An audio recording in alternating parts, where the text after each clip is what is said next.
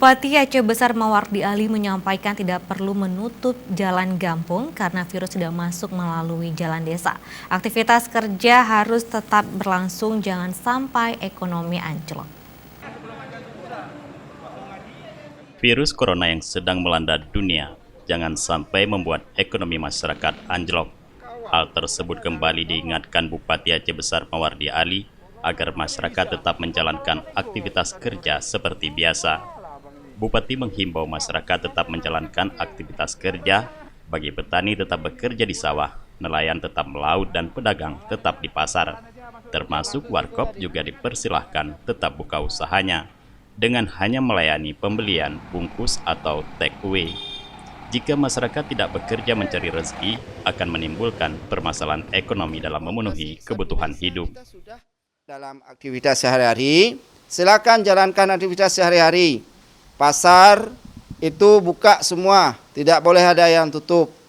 Cuman pembatasan, ya, dari jam 5 pagi sampai jam 5 sore. Kecuali pasar mingguan, pekan, itu pasar pekan, itu hari pekan, itu kita tunda sebentar.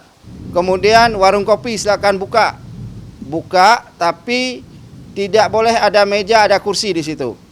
Kemudian take and away, beli silakan. Tidak boleh ada penutupan warung kopi. Ya, warung kopi silakan buka, tapi tidak melayani pelanggan di dalam warung kopi itu.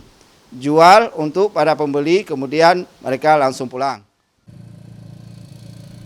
Demikian pula dengan akses jalan masuk kampung, Bupati tegaskan untuk tetap dibuka siang dan malam hari, namun tetap menjalankan prosedur kesehatan yang dihimbau pemerintah.